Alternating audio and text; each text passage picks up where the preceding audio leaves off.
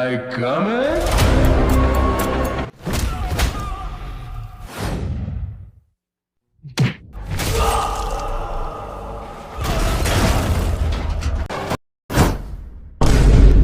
તારી ગાડી તો લેતો જા. પેલા હારું થયું તું આવી ગયો તે નકો ઓલા મારી સકાડે બમાડે ફેરવી નાખત. લાય બધી મને ખબર જ હતી. ઈ તારી પાછળ જ હતો. હું ઈ જોતો તો ઈ હું કરે છે. બાકી કોઈ મારા જીગરજાન ને હાથ તો લગાડી જોવે. ભાઈ તું મારી પાછળ હોય કે ન હોય પણ જ્યારે પણ મારા પર મુસીબત આવે ને ત્યારે તું મારી હારે હારે ને હારે જ હોય. હા ઈ તો હું હારે જ છું. બાકી આપણું મેન કામ થઈ ગયું ને, ચેક ક્લિયર થઈ ગયો કે? હા ઈ આપણો ચેક ક્લિયર થઈ જ ગયો છે. 1-2 દિવસમાં આપણા ખાતામાં પણ આવી જશે. હા તો વાંધો નહીં, 2 દિવસ પછી કારીગરનો પગાર કરી નાખશું. હાલ તો આપણે નીકળીએ.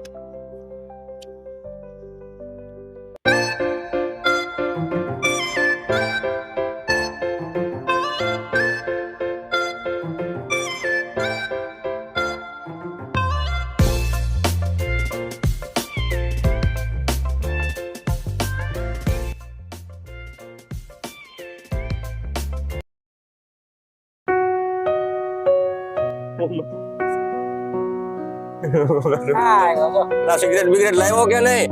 ક્યારની વાત જોઈએ છીએ, તલબ લાગી છે. હા ભાઈ હા. હા શું છે? સિગરેટ નથી તો બોલો. લાય લાય. ના વારો લે, આવે એમ લે. થાય ને ભાઈ. કઈ એવું તો નથી ડાયરેક્ટ આપણને જ આપી દે.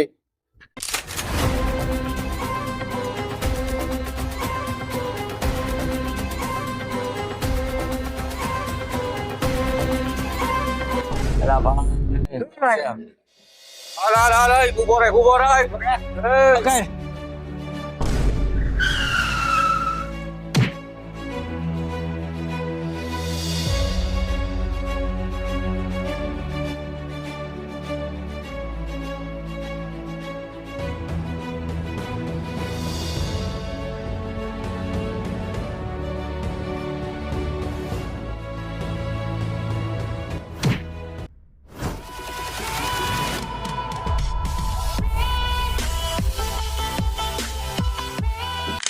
ભલે હાલ હાલ નીકળ હાલ. એ નીકળ એટલે ઓળખ છો તું? અમે કોણ છે ઈ? હે એ કોણ છે તું? અમારી મેટરમાં તારે શું છે? ભાઈ નીકળ ને તો વગેરે વાકે ધોવાઈ જાય. ઓય મેટર એની હોય કે મારી હોય કે પછી કોઈ પણ નહીં હોય, જ્યાં ખોટું થાય ને એ મેટર આપણી હોય. સમજો કે સમજાવું? બાકી આ મેટર તો મારી જ છે. બોલ હવે તારે શું છે? તારી મેટર છે ને અંદર વાત બરોબર. તને ખબર છે આની પાસે અમારે કેટલા રૂપિયા લેવાના છે? 2.5 લાખ રૂપિયા લેવાના છે.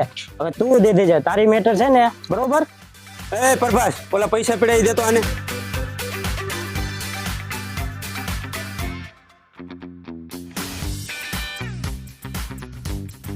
કેટલા છે એલા? 2.5 લાખ.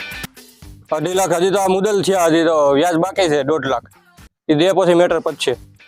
એ ભાઈ જેટલા મળે એટલા લઈ લે. નકો મુદ્દલે જાય ને વ્યાજે જાય ને તમે એકે ગોતાય નહીં જડો. ભાઈ મને ઈ લઈ લે ને કે બધું જાય હાથમાં ને આમાં પાછું મેટર બીજી થઈ જાય. રેડી? હાલ.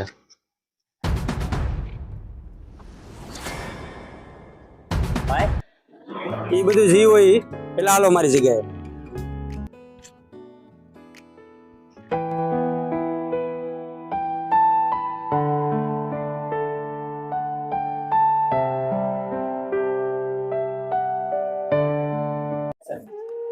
જા ભાઈ પરબત જા.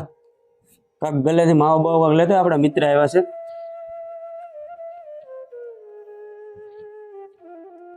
બોલ ભાઈ બોલ પરવીન, શું કહેતો હતો? બોલ હવે. કાંઈ નહીં ભાઈ, હું તો એ કહેતો હતો કે નથી તમે જાણ્યું નથી વિચાર્યું, સાચું છે કે ખોટું, ડાયરેક્ટ પૈસા આપી દીધા. અરે મારો ભાઈ, એને તો હાસી મિત્રતા કહેવાય. અને એમાંય ગાંડા, તું પાછો મરવાનું નક્કી કરીને બેઠો. હે આ શું કહે છે? એટલે હું હા વારી ગયો તો યાર, મને કઈ પૂછતું જ નતું મારે શું કરવું અને પૈસા ક્યાંથી દેવા. ફોન ઉપર ફોન, ફોન ઉપર ફોન, એટલે મારો ભાઈ મારો મગજ હાવ ડેર મારી ગયો તો. બાકી આવા મિત્રને હું છોડીને ક્યારેય મરવાનો વિચાર ન કરું.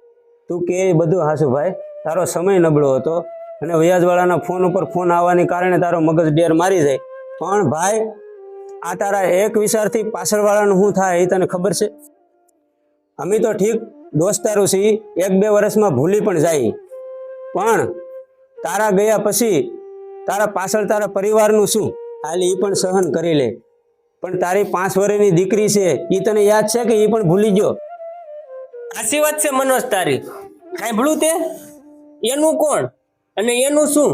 અને જો મારો ભાઈ આ બધું છે ને બધા વિચારતા થઈ જાય ને તો તું તો શું પણ આવું કોઈ સપનામાં પણ ન વિચારે કે મારે મરવું છે. એટલે આ મોકલા એ વાત તારી સાચી છે.